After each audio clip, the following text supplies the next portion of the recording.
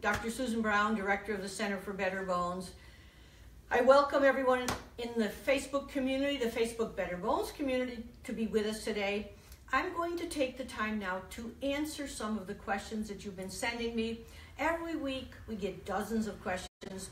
We can't answer them all, but I do put them together, read them all carefully, and then select the ones that I think are best to answer that might help all of you. So let's start out. I'm going to cover these questions one by one. The first series of questions involve a person's scope of the whole Better Bones program, what they should be doing. The first person writes, I have been taking calcium for years and then incorporated K2 and D3. Nothing seems to help. I almost have to start one of those bone building drugs and I don't want to take this. Is there any alternative to build bone strength fast and safely? Well, of course, if you've read much about the Better Bones, Better Body program, you understand that it's a comprehensive program to safely rebuild bone, but it certainly takes a great deal of time. And it's a program that involves many facets. For example, it involves a very special diet, an alkaline diet. It involves an exercise program. It involves being sure to obtain all the 20 key bone building nutrients, not just vitamin D and vitamin K. It also involves stress reduction and a balancing of the hormonal and nervous system. There's many, many components to the program, to the Better Bones, Better Body program. You'll find them all discussed on our website, betterbones.com. And so it's not a simple situation, do I take drugs or do I take vitamin D? If you want to build bone naturally, you must do the complete program. And we're going to talk a little bit later. The complete program also involves finding out what the causes of your bone loss are. And we'll address that in some of these other questions. So the next question is, again, I've been taking calcium for years, and also I read your article and I have been adding prunes, eating 6 prunes a day. And this person writes, I consume 6 to 10 prunes a day. I certainly hope I'm doing the right thing. I want to remind you that prunes are excellent. They're one of those many foods that helps to build bone. Prunes perhaps more than others because of its very high antioxidant qualities. But you need to do the full program. You need to not depend just on 6 or 10 prunes a day. You need to do the complete Better Bones, Better Body program. Another person writes, I was diagnosed with osteoporosis March 2017. The doctor suggested I take Fosamax. After reading your article and eating prunes almost every day of the week, I have also decided to incorporate exercise. So that's great. So you have a couple steps of the program. Now also work to get all the 20 key nutrients, work to deal with your nervous system, work to alkalize because that's very important. This person writes, I have used Prolia and started having bone loss in my dental area. One of my front teeth fell out, and after 2 bone grafts and an expensive implant procedure, I'm hoping for the best. My dentist and surgeon recommended that I stop Prolia altogether. I stopped Prolia, but the specialist said I would break a hip. Not very encouraging news, but I need my teeth. I thought that was kind of an amazing situation. The dentist see her periodontal situation, her dental situation, and say she shouldn't use the drug. But the next step then is to do everything in your power to rebuild the health of your jawbone, which is one of the only bone you can see in the body, and the whole rest of the body. So to all of these people that I've spoken about, all of these questions, I would say the issue is to look very carefully at the complete Better Bones, Better Body program. Don't just do one step of it. Don't just change your diet, but work with all the steps of the program and be certainly sure to include all the key bone building nutrients as well as the alkaline diet. Okie doke. Another person writes, thank you for this information. Isn't osteoporosis a natural process after menopause? Now, I think that's really interesting because my first book, Better Bones, Better Body, was dedicated to looking around the world and seeing what bone health people had as they aged. And this idea of osteoporosis, which means the development of bones that are so fragile that they break upon normal everyday activities, that is not natural and that is not normal, and it does not happen all around the world. There is a great variation in fracture rates as people age, and it has totally to do with the lifestyle and nutrition patterns and behavioral patterns of the population. So I would say to you, it is not natural to develop osteoporosis. Now remember, there's a couple definitions of osteoporosis being kicked around. The most important definition, in my mind, is fracture, needless low trauma fracture. Recently, the last few decades, they've decided to define osteoporosis by bone density. And there will always be some people, especially thin and small people, who are going to have low bone density because it is a statistical calculation and somebody's got to be at that end of the scale. But that doesn't mean their bones are weak. I've discussed this many times in my blogs. We can certainly talk about it again. The long and the short of it is, the development of osteoporosis and fragile bones is not natural and normal after menopause. Is there any link between osteoporosis and periodontal disease? My upper jaw is diminishing. That's a great question. Again, 20 years ago in my book, Better Bones, Better Body, I showed the documentation that bone loss in the jaw is the first sign of bone loss in most people. In fact, the average woman in this country, say around her late 20s, 30s, begins to have jawbone loss. In fact, I was inspired to spend so much time on osteoporosis as an anthropologist because I realized that I myself was having jawbone loss, and I realized that's the first sign of bone weakening. Now, it's quite well documented that there's a pretty good correlation between the strength of the spine and the jawbone. So when you see receding gums, don't let anyone tell you it's because you brush too hard. Now, it can be because there's a crown in a spot and you have recession around the crown. But generally, receding gums, jawbone weakness is a sign of bone weakness, and it can be suggestive of other parts of the body having weak bones also. Some questions about food. Like one of our good community members writes and says, "Hey, and hello from Kansas. What is the latest research on dairy for bone health? I love cheese."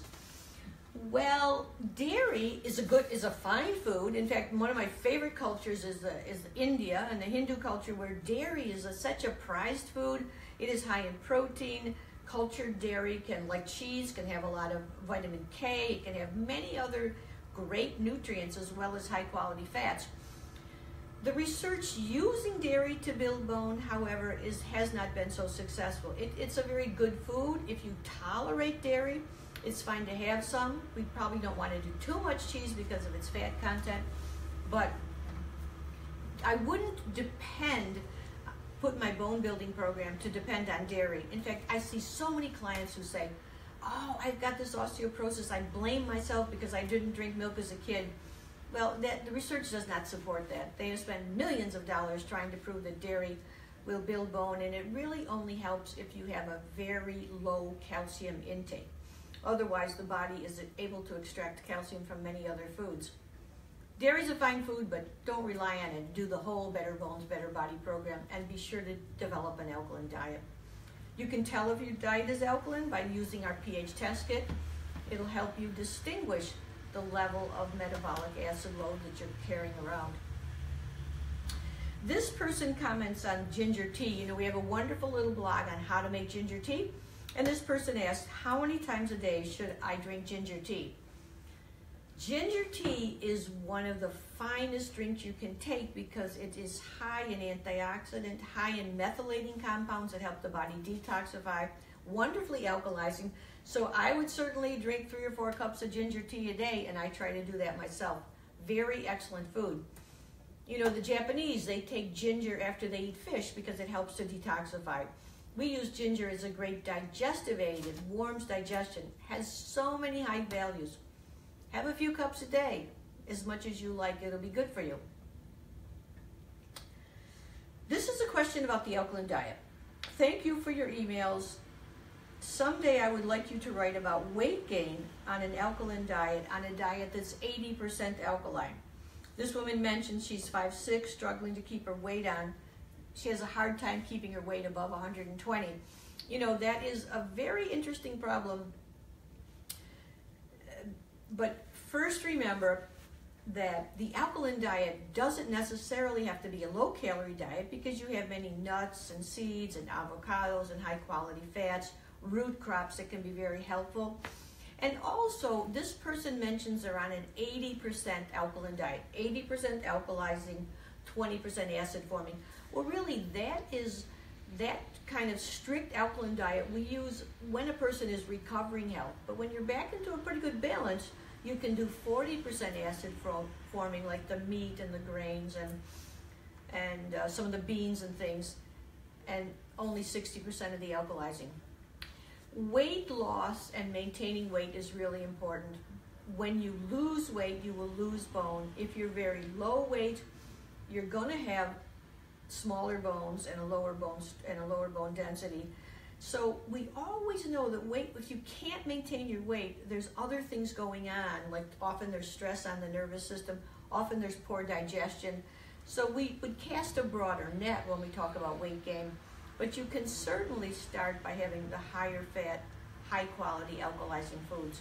And maybe checking to see, do you really have to do 80% alkaline?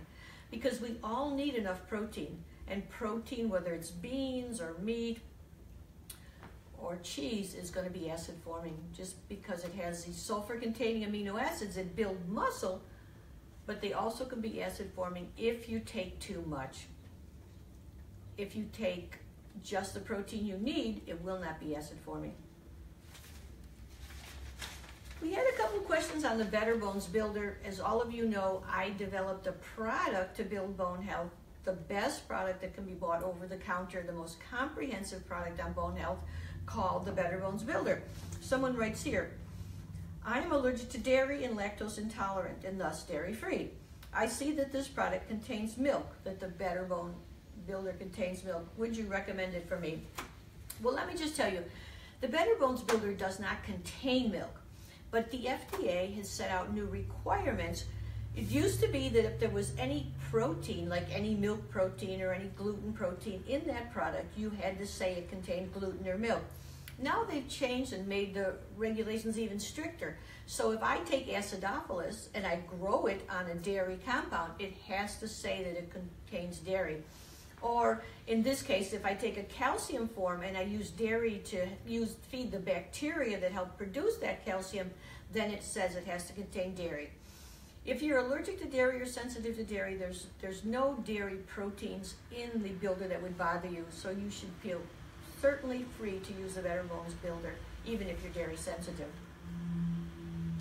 Someone mentions again about the builder. If I'm on levothyroxine for hypothyroidism, levothyroxine is a thyroid medicine, can I take the supplement that contains iodine? The iodine in the Better Bones Builder is a very small amount. It's just a few micrograms, which is basically the RDA. Now remember, the RDA is the minimum amount that's required to prevent deficiency disease among 70% of the population. It tells us nothing about the optimum intake. It tells us simply what's the minimum amount that we can keep most people from having a deficiency disease. So that level of iodine in the builder is certainly perfectly safe and actually beneficial for you with your thyroid concern. We got quite a few questions on vitamin D. Vitamin D, as you might know, is a fantastic nutrient, a nutrient that's actually converted into a hormone by the body, that if there is receptors for vitamin D in every organ of the body. Impressive results with vitamin D. This person writes, I just watched your video on Carol Beggerly, and this is their group, grassrootshealth.net, and I went to grassrootshealth.net to calculate how much vitamin D I'd have to take to reach the ideal level of 60. It said I should take 2,000 to 4,000 more above what I already take. So she did this little quiz. They said you should take 2,000 to 4,000 more. She says, I currently take 2,000 to 3,000 units a day. Her question is it safe to take up to 7,000 units of vitamin D? That's what I would need to get me to the 60 ng level that Grassroots Health recommends. Well, let me tell you, if you go to an informed doctor and you have a vitamin D level below 32, the general protocol is to give you 7,000 units a day for 8 weeks and then retest. And so you taking 7,000 units a day is not excessive. You want to, of course, retest within 8 weeks. You want to see how far you get. The interesting thing about vitamin D, some people need much less than others, and some people need much more than others. You know what you're at now. You add, let's say, 2,000 units, 3,000 units, 4,000 units, and then you test yourself in 8 weeks. The vitamin D test is inexpensive. You can get it online. In a minute, I'll give you a link to where you can get some of these tests yourself if you want, if the doctor doesn't order them, or if your insurance doesn't pay for them. And you certainly can use 7,000. In fact, that's the standard protocol if you're deficient. Just be sure to retest.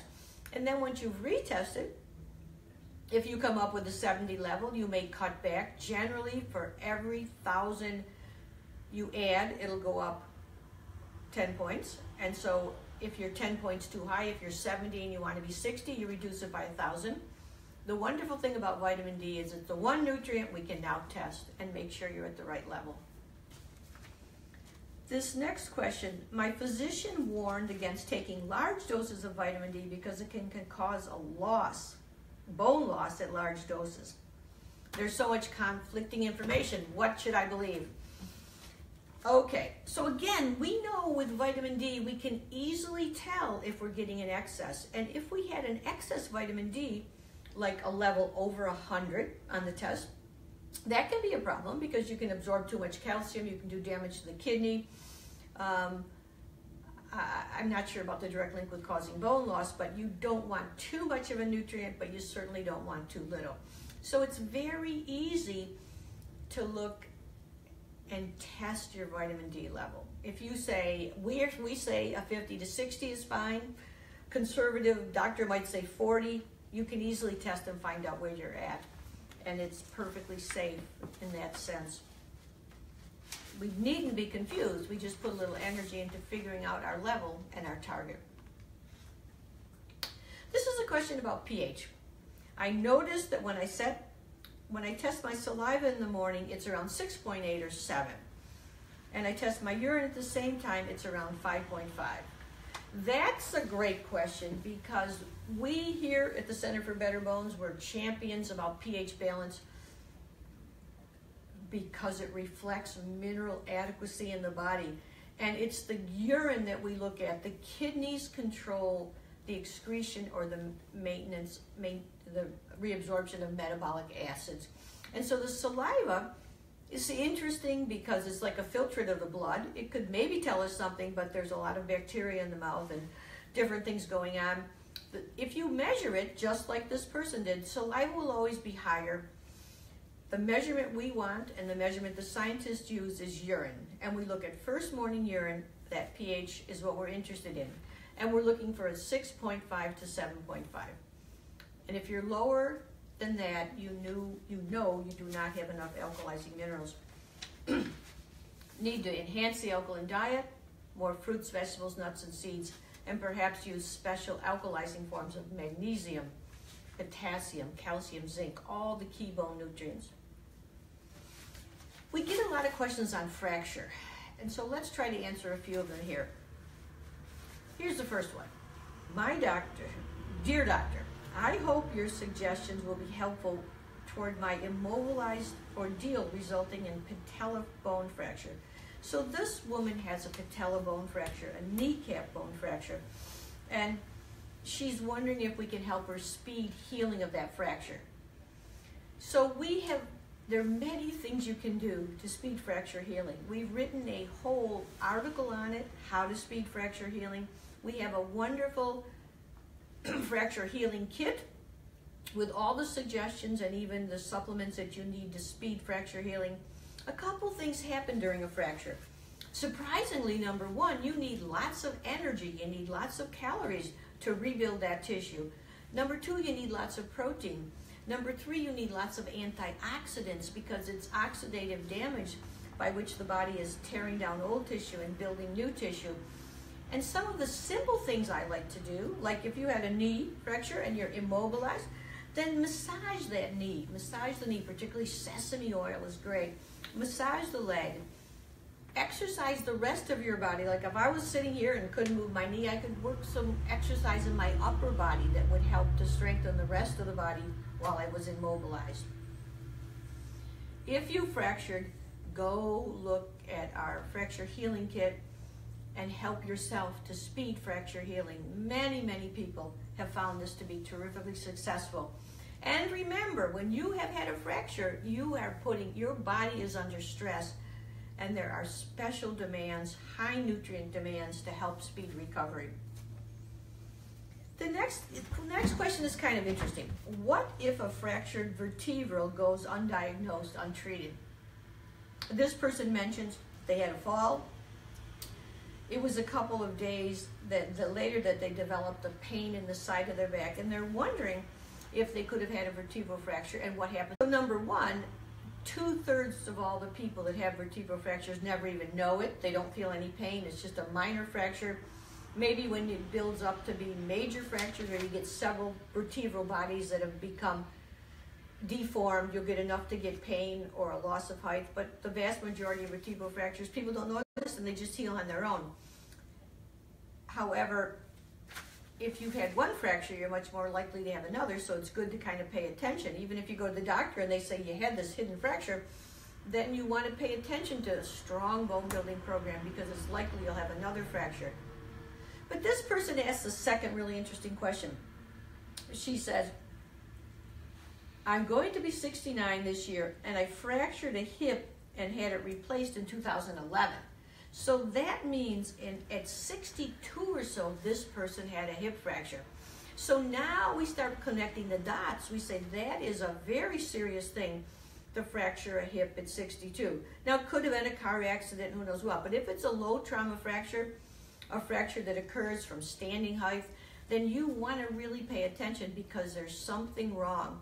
So if I saw this client, I'd be saying, hey, we should talk to your doctors about looking for the causes of bone weakening, because you had a hip fracture very young. The average age of hip fracture is 80. This person had a hip fracture at 62. And now you suspect that you might have a spinal fracture. So of course you go to your doctor, you have them look at that spine. They can look at on the very bone density machine, they can look at the whole spine and see if any of those vertebral bodies are deformed, if there's any hidden fractures, or they can do an x-ray, or however they want to do it. Find out what's going on now, and consider a very strong bone building program. Consider every step of the Better Bones, Better program, from the diet to the supplements to the exercise to the meditation and hormonal balancing. I'm confused as to how a vertebral fracture can be missed when a person has osteoporosis. Does it become less painful if you have severe osteoporosis? You know what happens is we wrote an article on distinguishing the pain of arthritis from the pain of osteoporosis. And many osteoporotic fractures, if they're severe, you'll get sharp pain in the back. But you can actually have fractures that are silent fractures that people don't even know, as I was mentioning before, that they do not bring about a large amount of pain. So you could actually miss it. You could miss that fracture. If you're concerned that you have hidden spinal fractures, or if you've lost a lot of height, next time you get your bone density, ask them to do a vertebral deformity assessment. Now, I've written all about this test and all the other medical tests that are important for looking for osteoporosis in our medical osteoporosis workup, and you can find that on our website. Let's see.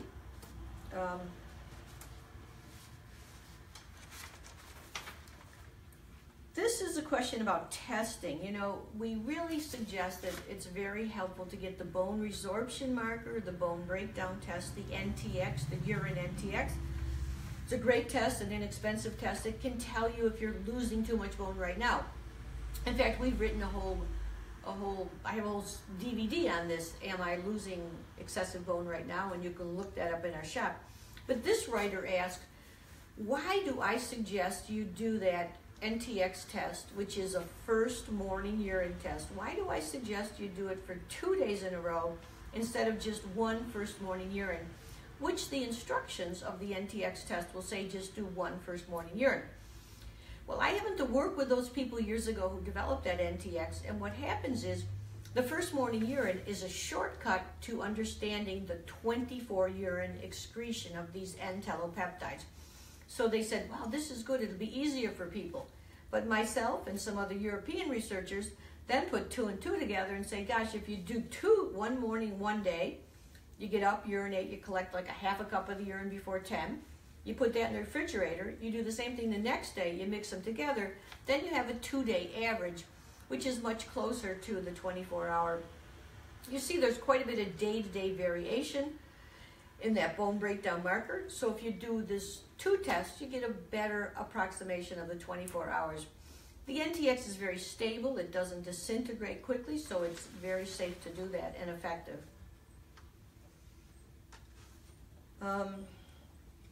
This is an interesting question.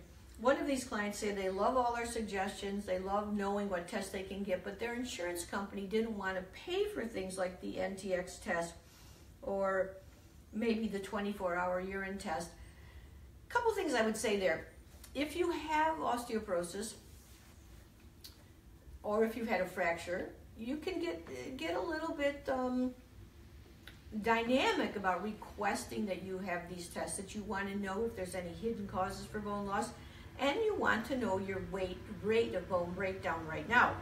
For example, many clients come to me and the doctor says, take one of these drugs, take Fosamax, take Prolia, take a drug that halts bone breakdown.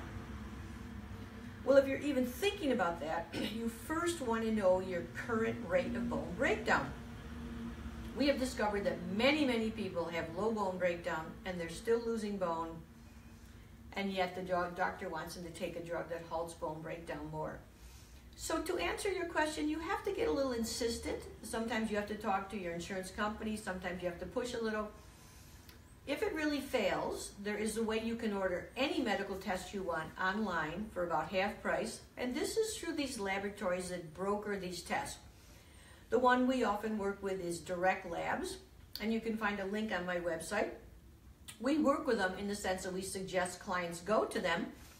They have contracts with the big lab companies like Quest, and they simply have their doctor, you pay them whatever money for the test, their doctor orders it, they send you to the nearest Quest lab. It's a very great thing for people that don't have medical insurance because the tests are much less expensive if you order them yourself. Of course, you can't get insurance coverage, but this is for people who don't have insurance coverage or their insurance won't pay for a particular test. Just a few more things. A couple questions about treatments that cause osteoporosis. One of these questions was about prednisone. Someone writes and says, you know, I've got 2 friends using prednisone and they're having fractures, and I even know this little child using prednisone. She asked, is there any way you can rebuild bone while taking prednisone? Well, I need to tell you that prednisone, the use of these steroids, causes 20% of all the osteoporosis in this country. The use of steroids is a direct connection, a direct way to get osteoporosis. And so, of course, you could take more vitamin D, you could take more calcium, you could do your exercise, you could do the alkaline diet. All those things would help all the 20 key bone-building nutrients. But most important, what you want to do is go to the root of the problem that's causing you to take the steroids. For many, many years, I worked with Dr. Russell Jaffe, a famous physician who has a wonderful program for autoimmune disease. We helped many, many people get off steroids. Whether you're on them for asthma, for allergy, for autoimmune disease, if you get to the root of the problem, you can often reduce the inflammation that's causing that need for the steroids. The steroids are a strong drug that quiets down the white blood cell, but they have many damaging effects, so you want to naturally take the burden off the white blood cell. Get to the root of the problem. You'll be better off. Finally, we've got a few questions on bone drug therapy. Let me just go through these and we'll see what we can learn from this. This woman says she was diagnosed with osteoporosis in the L4. Now that's interesting. They measured 4 vertebral bodies in the back here. In one vertebral body, they apparently found osteoporosis. She says her vitamin D was fine, but her doctor wants her to use a Vista. I'd like to do something more natural. Do I have any advice? Well, of course, my advice is to do the whole Better Bones, Better Body program.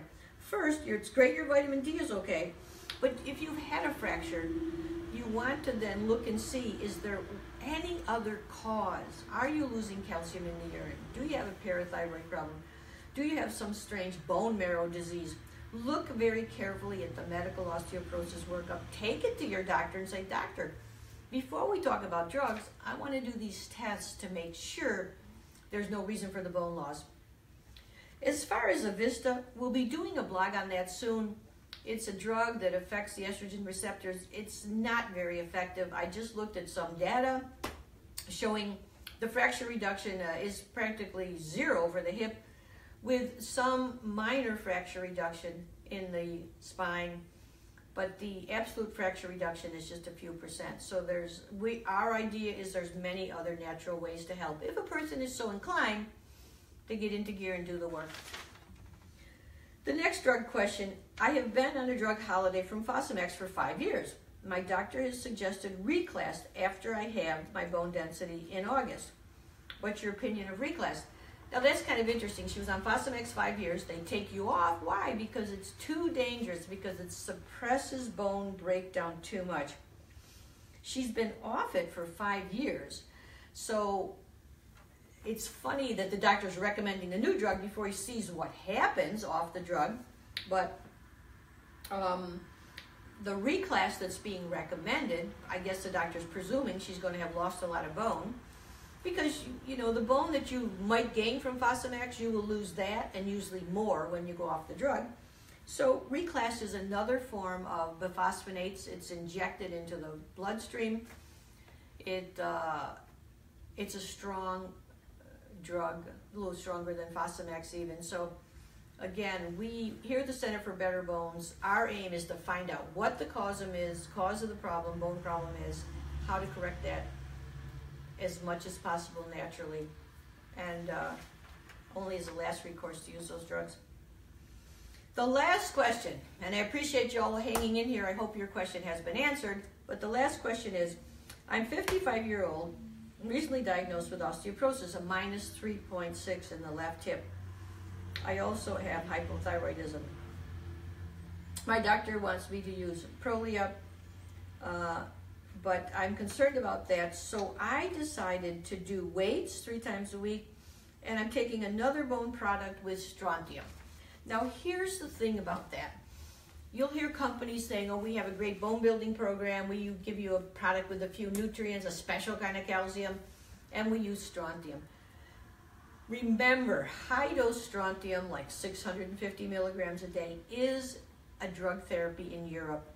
And it is not a natural thing. It's very high dose, and what it does, it deposits in the bone and makes the bone look stronger, and indeed makes the bone a bit stronger. But it's in no way natural, and it's one of those things that the minute you stop doing it, you're going to lose everything.